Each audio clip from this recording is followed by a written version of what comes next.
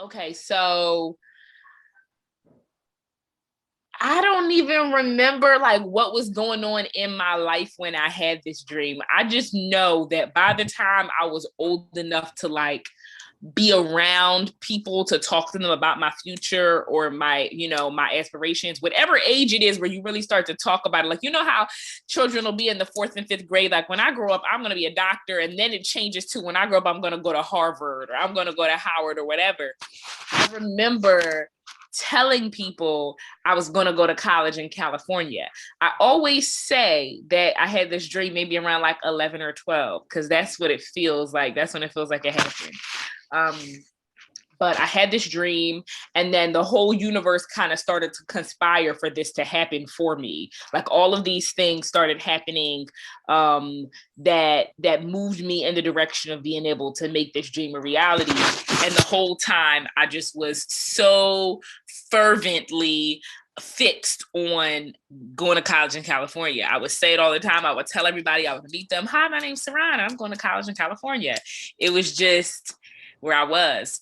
And then it happened. And it didn't just happen. Like there was trials and error for sure. And I have a video on my YouTube page where I actually talk about the whole story, like details and everything about how I manifested this, because I really feel like I manifested it, truly.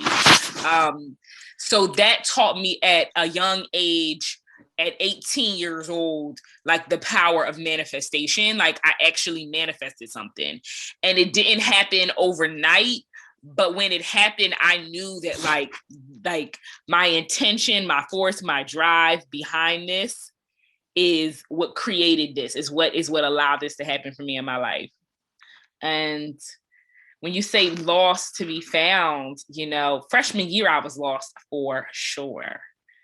And with that, I had a chance to really find myself. Like my first semester of college, wrong, like, I don't want to say bad decisions, but just like wrong moves, typical just going against kind of what might have been like the best decisions to make, but I made them and I don't regret a thing, because it exposed me to myself. And with that, I was able to really be in touch with my dream.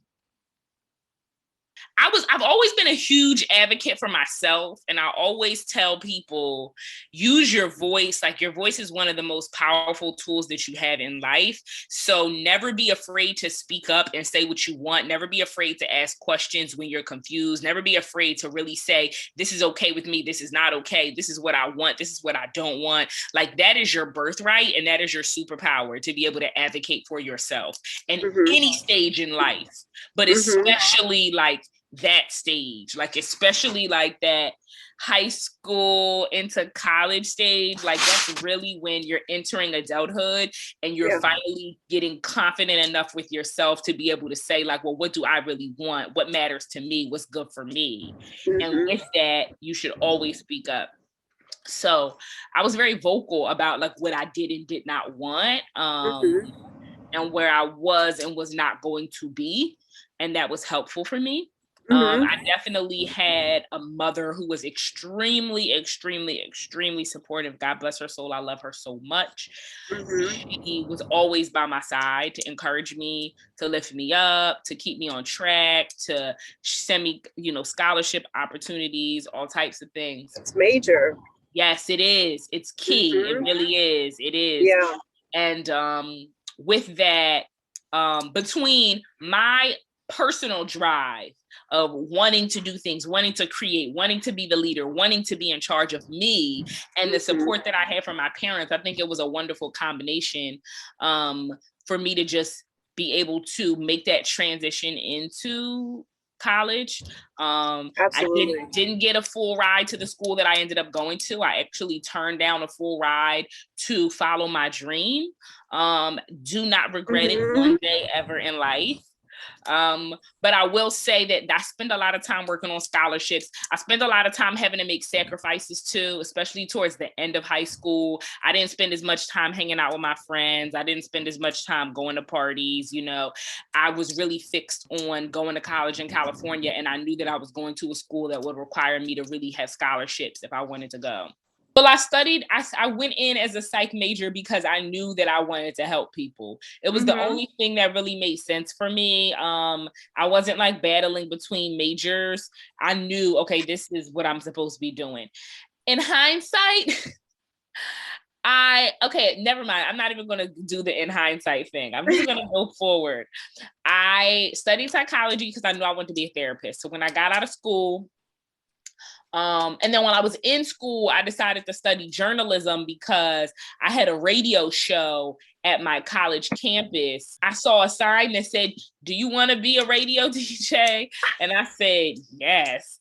And I showed up. And the first year I was doing it with this girl who was like, she was from Jersey, I was from Philly. We were both out in LA. We were like, oh, this is cool. Like we can have an East Coast vibe thing. But me and her were totally on different frequencies. So when I tell you like trial and error, because we had this show together, but I could always tell that she was kind of like uncomfortable around me. And I didn't like that. So we ended up getting our own shows. And I had a show all 4 years that I was in.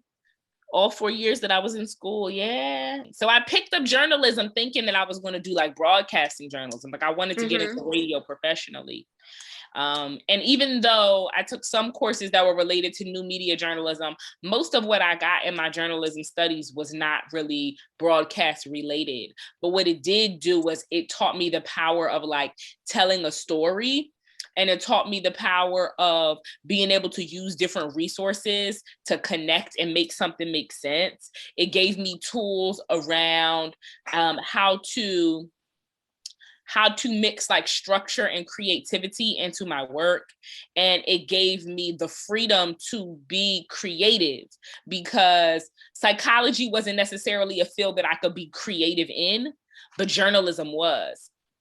So with that, in school, not even when I graduated college, when I was in college, after my freshman year, I started Sarahn Says, which is the brand that I have now. And it started off as a blog. That was also something that kind of came to me in a dream. Sarahn Says also came to me in a dream. I ended up really kind of working with Sarahn Says in school, but when I graduated from school, it turned into what I'm doing now, which is having my own business, working as a student therapist. So I work at a wellness center and I do something called integrative behavioral health. So I work with doctors to help come up with treatment plans for patients. So doctors will focus on, you know, their prescriptions, their vitals, etc. And I will focus on what's going on with their mental health, what's causing them anxiety and or stress, what habits are they adopting that they maybe can work to, you know, strengthen or break or mold or whatever, etc. And I do it in a behavioral health capacity. That everybody has the power to tap into the inner voice and the inner vision for their lives. I do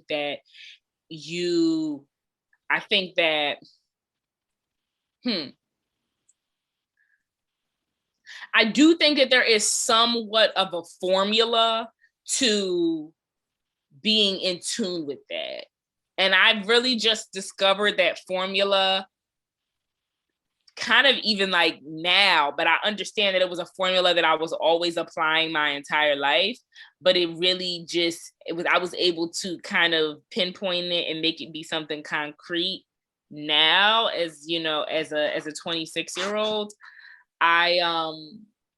But when I think about it, I've kind of really been doing it all my life. And it sounds kind of like wooey and spiritual. And I know some people are like, well, what do you mean that's all you did? Well, we hear the same things all the time. But I am here to tell you that is my story. Like my story is that when I was praying, when I was meditating, when I was writing down what I wanted, like writing it down,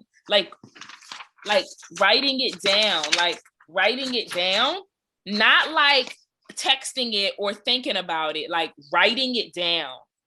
And then the magic sprinkle sugar on the top is active faith. The formula is write down what you want. Write down what you want, whatever it is. If it's, I want to know what my calling is, write that down, stick it up somewhere. Literally.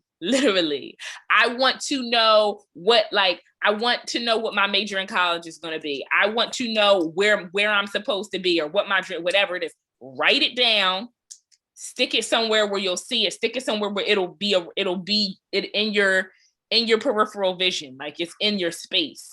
Amazing.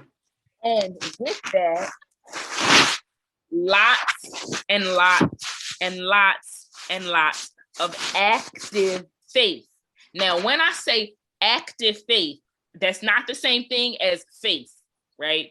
Active faith is not the same thing as faith. Faith is belief that something will happen, but active faith is when you actually put action behind your faith. So that means that you are working for what it is that you are faithful about. Like, you are working for it, which means that you don't sit around just like waiting for things to make sense. Like, you are going out and taking the risks. You are saying yes to new opportunities. You are showing up. You are doing your best. You are going the extra mile. Like, you are focused on what it is that you want. Even if you don't know what you want, you're focused on figuring it out.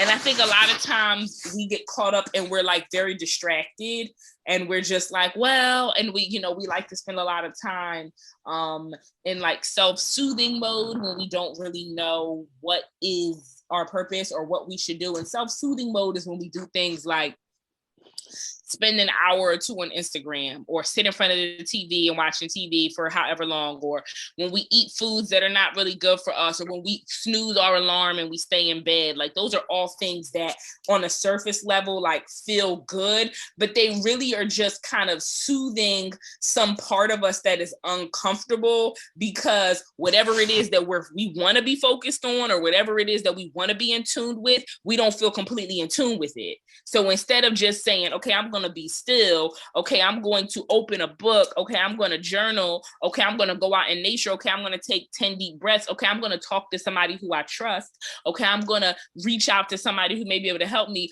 We kind of go into this like anything that will distract me and take me away from what it is that's really important mode. We get stuck in that. And then it's just like life becomes like a series of days that are those kinds of days. And then we look up and we're like, oh, okay, well, I don't know how I let the time go by. I don't know how I didn't know what I had to do until the last minute. I don't know how I got distracted. I don't know. And it's normal. But no, with the pandemic, it's been interesting because we're home a lot more than we used to be. So if I told you like what a day of my life looked like in February of 2020 versus now in June of 2021, it's like those are very different days. But I wake up around, I try to wake up somewhere between 5:45 and 6:30, depending on what time I get to sleep. And the first thing that I do when I wake up is I pray. I make my bed to a song called Sunrise by a band called Slick.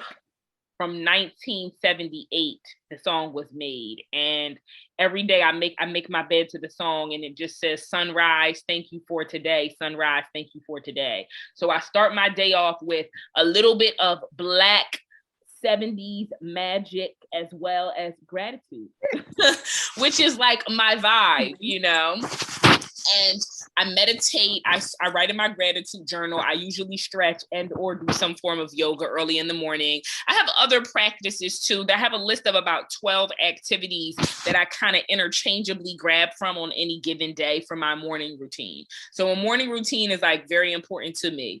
From that point, I try to, if I can, get some fresh air, make breakfast, tea. Sometimes I really don't have time. Sometimes whatever's going on, however it happens, it just happens. But after I get dressed and everything, I will have meetings and or see clients throughout the day. And the meetings just consist of building my brand, meeting with people like you, Shani, or just connecting resources, trying to make my vision come alive. And I'm also seeing clients during the day. So I meet with clients in an hour or in half-hour capacity. And that kind of makes up the bulk of my day. I usually finish doing like work-related stuff around 6 o'clock. And at that point, I read. I'm a huge reader, as you can see with all my book reviews. Yes. Reading is like my favorite thing to do. I also like to exercise. So I do that a lot. I may watch TV. I may cook dinner. And I think it truly is a flow. It's a flow, because when you get out the flow, sometimes it's really hard to kind of get back in. Like when you get so used to not doing anything, it's like, oh, I have to do stuff. But when you kind of pace yourself and you're like, okay, this is like a nice little dance to my life. Some days you catching up with the music, and some days the music is catching up to you. But the flow of just like, hitting your two-step to the groove of, structure and spontaneity, going after like being in forward mode or being in still mode. It's all a balance. It's all a balance. And I don't even think the balance is like 50-50. I think the balance is like maybe one day it's 70-30 and the next day it's 30-70. It's like not even just being in flux, but being okay with it being in flux. Yeah. Because a lot of times we're taught that that's not how we should live our lives. So when we're not constantly being productive or constantly working, we feel like we're not worthy. We feel like we're not whole, but we are worthy. And even just being still, spending time with people you love, that's time that's worthy of spending, spending time cooking a homemade meal or stretching or reading a book. That's time that's worth spending as well. A lot of times we live in illusions, but illusions are kind of what make visions interesting. It's like how you see it versus what it is. Somebody may see the same thing you see, but you all see two completely different things. And I think that's kind of just like the magic of the mind, how we create things based off of what we think they will or should or could or would be. And I think the way you kind of combat it is to really be grateful, to be my magic formula to success is great gratitude and goal setting. No matter what's going on in life, I'm telling you, if you are grateful for what you have, even if it's not like, oh my God, I thought I was just going to be on top of the world and I'm really not, you'll find that if you are grateful, even in that moment, you'll be on top of the world when you didn't even expect to be. That's how it is. It may not always be fireworks on the 4th of July. You may get there and think, but there's supposed to be fireworks, and then there's no fireworks. But then there will be other moments where you're not expecting fireworks at all, and it's like the best fireworks show of your life. And you're like, wow, this is really what it's about. Like, it's really just about being present and being patient and being purposed. And all of those things are whole journeys in themselves that we have to develop throughout our lifetime. Like, I don't think you ever get to a point where you're like, I'm as present or as purpose or as patient as I'll ever be. It's not like that. Like, you're constantly working on being more present, being more patient, being more purpose. You're constantly in a state of evolution and being okay with that. So it's changed. I will say, like, from an impersonal standpoint, like people who I've always looked up to, who have motivated me, I used to really look up to Beyonce, Oprah Winfrey, and Michelle Obama. Those were like the 3 Black women that I was like, okay, that's what I want to strive for. As I've gotten older, it's changed. And I hate to like be corny and like but like now it's like my mom and my grandma, because as I've gotten older, I see how everyday life is really not about like looking to the sky and wanting to be more than you are, but it's really about like loving what you have and being present. Yeah, truly. And that's a shift that happened for me in like like leaving college and entering adulthood in the real world is really understanding like the best thing that you can do for your life is to really just nurture what you have, to like plant your seeds, to water it. Like if you can think about the metaphor of a garden, putting seeds in the ground and just continuing to water it, knowing that like you need the sun and you need the rain. Like some days are going to be heavy, some days are going to be light and bright, but you need both to really make like strong flowers or strong fruit. So trusting that, being patient. So, oh my God, yes, I'm so glad. I want to close this. I want to say this thing, Shani. This is so important. One of the most important things that you can do in your entire life is be intentional about the people who you are around and be intentional about your friends. So if you are around people that don't feel like what their spirit wants or what their energy is a good match for your energy, like don't be afraid to kind of step away. Don't feel like you're leaving people behind. Don't feel like you're not being loyal, because the best thing you can do is really be loyal to yourself by surrounding yourself with people that inspire you, that lift you up, that know how to call you out when you could be doing better, that know how to be better examples so that you can look at them and say, oh, okay, I have people that are around me that are really doing great, which motivates me to want to do great, who are always going to be there for you, not just to like give you advice, but also to just hear you, to listen to you, to be able to receive you and to hold space for you. So important. So important. And people who will respect if you need your space. Like if you need, I'm going through something, I need, or can we, I know we said we were going to talk tonight, but I really can't do it. Like I need this day, and who are not going to feel slighted or off. Anyway, so important. One of the best gifts that I gave my life was really choosing good friends. And I'll recommend that to everybody.